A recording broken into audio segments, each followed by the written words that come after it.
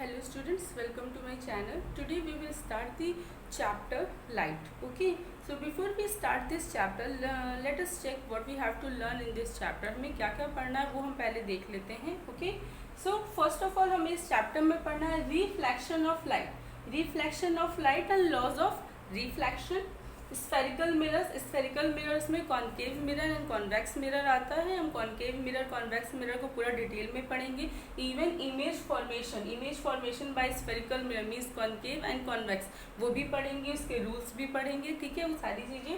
And then mirror formula पढ़ेंगे. और mirror formula में मैक्सिमम न्यूमेरिकल्स बोर्ड एग्जाम्स में आते हैं. ठीक है. देन लीनियर मैग्निफिकेशन, हम लोग लीनियर मैग्निफिकेशन के बारे में पढ़ेंगे. यूजेस ऑफ स्पेरिकल मिरर, ये शॉर्ट में लग रहा है बट ये काफ़ी डिटेल में इन सारी चीज़ों को पढ़ेंगे. ये मैंने मेन टॉपिक बता दिया कि ये टॉपिक्स आपको पढ़ना है. देन ये हाफ पार्ट आपका कवर हो जाएगा after the uses of spherical mirrors. Then half part में हम लोग पढ़ेंगे रिफ्रैक्शन ऑफ लाइट. क्या पढ़ेंगे? Refraction of light, laws of refraction, refractive index. क्या पढ़ना है? Refractive index, spherical lenses, formation of image formation by spherical lenses. मैं आपको बता दूं, अब हम लोग साइन कन्वेंशन पढ़ेंगे. Sign convention for mirror as well as for the lens. हम लोग साइन कन्वेंशन मिरर के लिए भी पढ़ेंगे और लेंस के लिए भी पढ़ेंगे. ठीक है, मिरर में भी साइन कन्वेंशन होता है और लेंस में भी होता है. तो साइन कन्वेंशन, ये पॉइंट छूट गया था. Sign convention for mirror, sign convention mirror के लिए भी पढ़ना है. एंड साइन कन्वेंशन हम लोग किसके लिए भी पढ़ेंगे?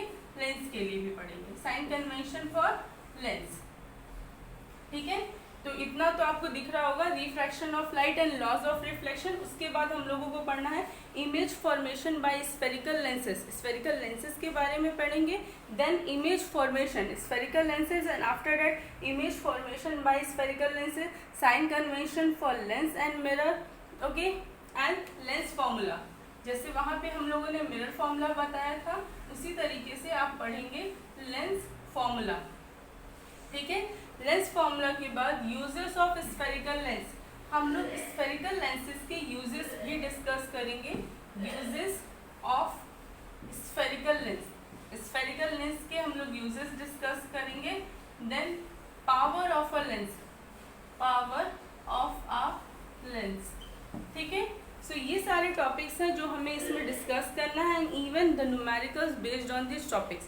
और इसमें lens formula, mirror formula, linear magnification of mirror, linear magnification of lens. ठीक है, इन सब पावर ऑफ लेंस, इसमें जो भी न्यूमेरिकल्स होते हैं वो भी हम सारा डिस्कस करेंगे. ठीक है, so this is all about the chapter. ये सारे टॉपिक्स हैं जो आपको इस चैप्टर में पढ़ना है. ठीक है, वन बाय वन हम सारे टॉपिक्स को डिस्कस करेंगे. ठीक है, okay. So let's start with the light. अब हम लोग लाइट चैप्टर पढ़ रहे हैं, तो सबसे पहले लाइट क्या होती है, उसकी प्रॉपर्टीज क्या होती है, उसके बारे में पढ़ते हैं. ठीक है, व्हाट इज लाइट? लाइट है क्या? अगर हम लाइट चैप्टर पढ़ने जा रहे हैं, इसमें बहुत सारे फिनोमेनास हम पढ़ेंगे. ठीक है, बट एक्चुअल में लाइट क्या है? So light is a form of energy. क्या है? Light is a form of energy which enable us to see the object around us. हमारे चारों तरफ जितने भी ऑब्जेक्ट्स हैं उनको हम देख पा रहे हैं जस्ट ड्यू टू लाइट. अगर लाइट नहीं होती तो are you able to see that objects? क्या वो आप उन ऑब्जेक्ट्स को देख पा सकते थे? आप जैसे सपोज करिए कि अभी लाइट है चारों तरफ, तो आपको सारी चीज़ें दिख रही हैं. अभी लाइट ऑफ कर दी जाए तो क्या सारे ऑब्जेक्ट्स जो चारों तरफ हैं क्या वो आपको दिखेंगे? नहीं, आप बिल्कुल उन ऑब्जेक्ट्स को देख नहीं पाएंगे.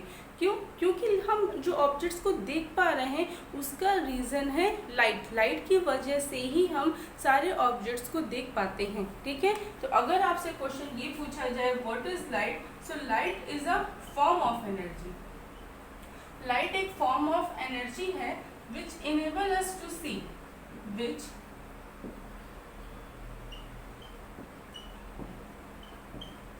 The object around us. हमारे चारों तरफ के जितने भी ऑब्जेक्ट्स हैं, उन ऑब्जेक्ट्स को देखने के लिए हमें क्या चाहिए, किस चीज़ की आवश्यकता है? That is light. ठीक है, we need light to see all the objects around us. अब हम लाइट की कुछ प्रॉपर्टीज़ के बारे में बात करते हैं. ठीक है, general properties. Light is a electromagnetic wave. Light क्या है? Light is a electromagnetic wave. आपको पता होगा 9th में स्टैंडर्ड में आपने पढ़ा होगा कि इलेक्ट्रोमैग्नेटिक वेव होती क्या है। तो इलेक्ट्रोमैग्नेटिक वेव्स वो वेव्स होती हैं which does not require any medium to travel. ऐसी वेव्स जिसको ट्रेवल करने के लिए किसी भी मीडियम की रिक्वायरमेंट नहीं होती, उन वेव्स को हम लोग बोलते हैं इलेक्ट्रोमैग्नेटिक वेव। तो लाइट क्या है? Light is a electromagnetic wave, means it does not require any medium to travel. आपको पता होगा कि लाइट वैक्यूम में भी ट्रेवल कर सकती है, वहाँ तो कोई मीडियम नहीं है, वहाँ पे भी लाइट ट्रेवल कर सकती है, because light is a electromagnetic wave. ठीक है, it does not need any medium to travel.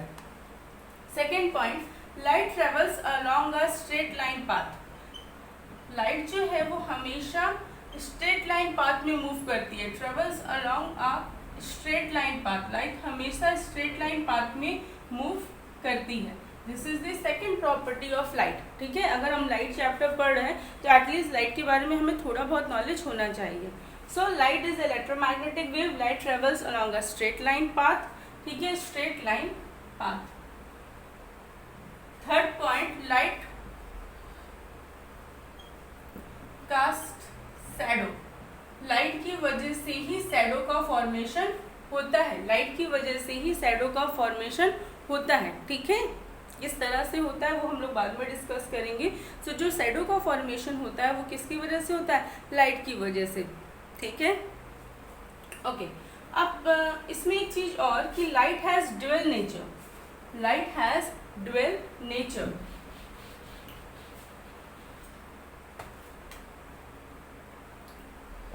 अब ये ड्यूअल नेचर क्या है? ड्यूअल नेचर का मतलब है कि जो लाइट है उसके दो नेचर होते हैं। Light has dual nature. एक नेचर होता है पार्टिकल नेचर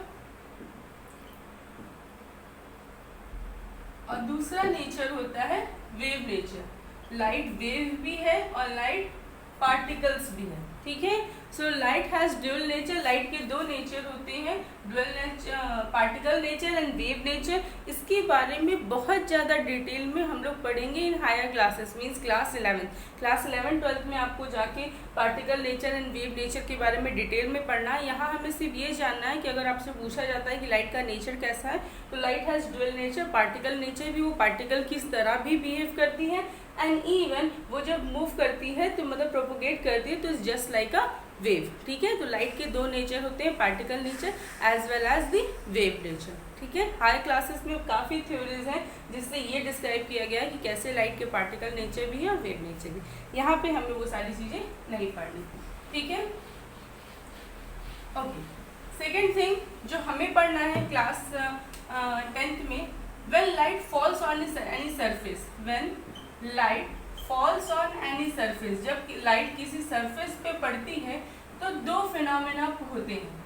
ठीक है, एक होता है रिफ्लेक्शन, एक होता है रिफ्लेक्शन ऑफ लाइट, सेकेंड होता है रिफ्रैक्शन ऑफ लाइट। ठीक है, reflection of light and refraction of light we will discuss in this chapter. ये दोनों पॉइंट हमें इसी चैप्टर में डिस्कस करना है। ठीक है, ये दोनों फिनोमेना हम इस क्लास 10th में ही पढ़ेंगे। तो लाइट कभी भी किसी सरफेस पे पड़ती है तो रिफ्लेक्शन भी होता है, रिफ्रैक्शन भी होता है। इसके अलावा भी बहुत सारे फिनोमेनास होते हैं, डिफ्रैक्शन, इंटरफेरेंस, बट वो सारी चीज़ें हमें यहाँ पे नहीं डिस्कस करनी।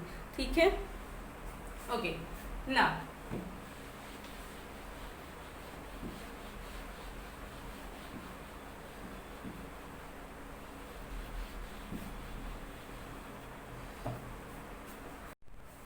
होपफुली आपको लाइट और लाइट की कुछ प्रॉपर्टीज़ जो मैंने डिस्कस की हैं वो चीज़ें समझ में आ गई होंगी।